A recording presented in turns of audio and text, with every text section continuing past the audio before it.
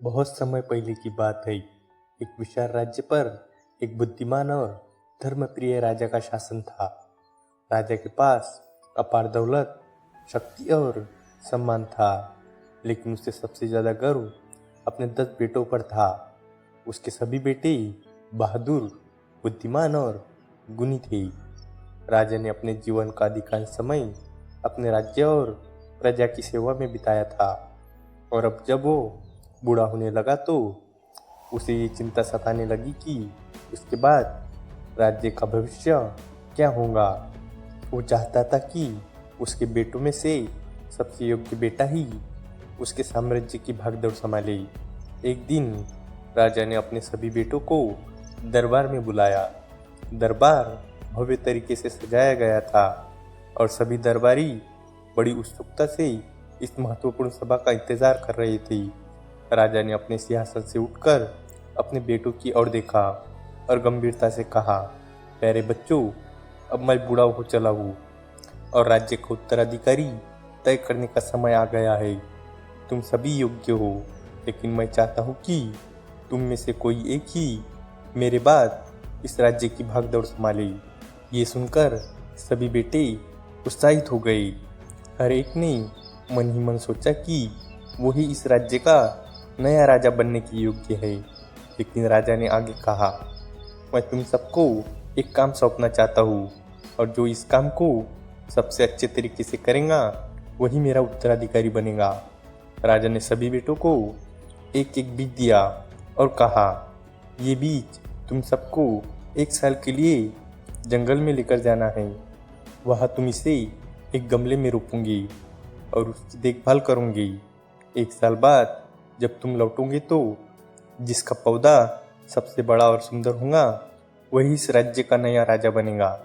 राजा का सबसे छोटा बेटा, जिसका नाम नकुल था, वो भी इस बात को ध्यान से सुन रहा था।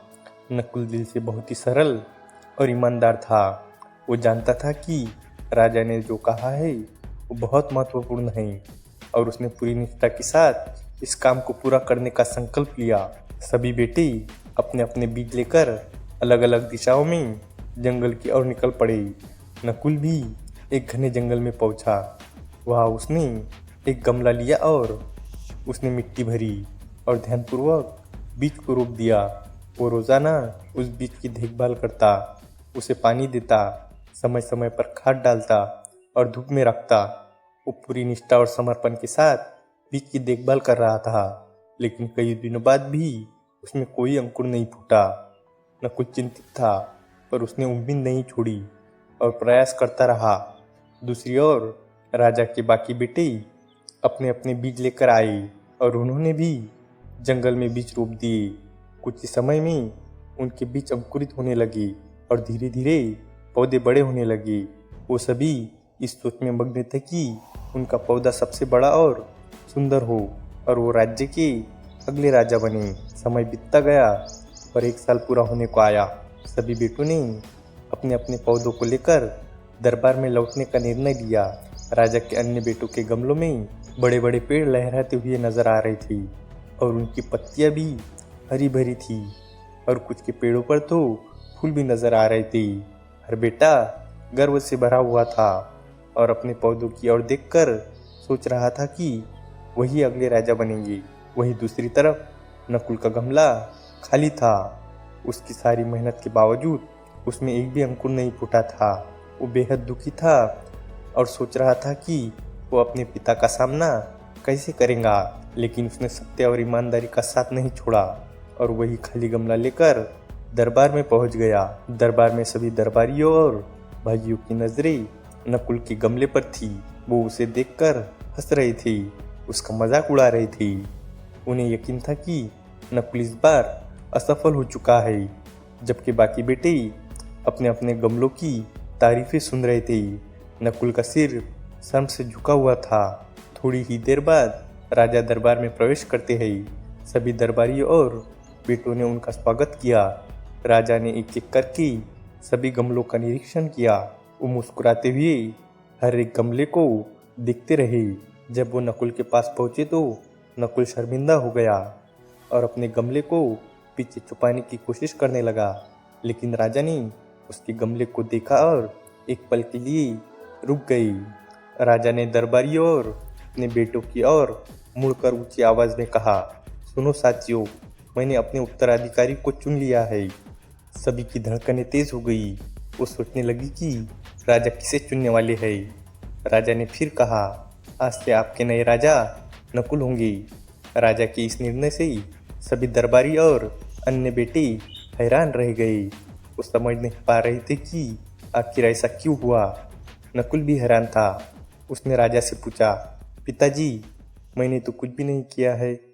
मेरा पौधा तो अंकुरित भी नहीं हुआ, फिर आप मुझे राजा क्यों बना रहे हैं? राजा ने कहा, बेटा, मैंने तुम सभी को जो बीज दिया था वो बंजर था। उसमें से कभी कोई पौधा नहीं उग सकता था।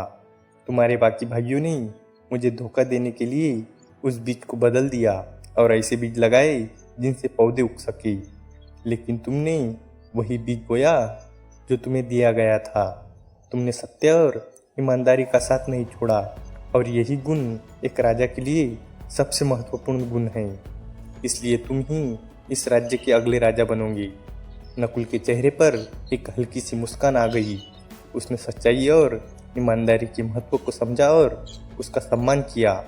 राजा ने उसे गले लगाते हुए कहा, सत्य और ईमानदारी ही असली ताकत है, और जो व्यक्ति इसे समझता है वही सही मायने में राजा बनने का हकदार होता है।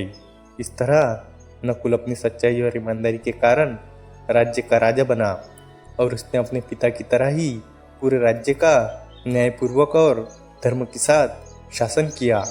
इस कहानी से हमें ये सीख मिलती है कि जीवन में सच्चाई का मार्ग कभी कभी कठिन जरूर होता है, लेकिन अंत में वही व्यक्ति सफल होता है जो सच्चा और ईमानदार होता है। उम्मीद है कि आपको ये कहानी पसंद आई होंगी, और भी इसी तरह की इंस्पायरिंग और मोटिवेशनल स्टोरीज के लिए हमारे चैनल को सब्सक्राइब करें। तो चलिए मिलते हैं अगले वीडियो में। तब तक के लिए goodbye and stay healthy.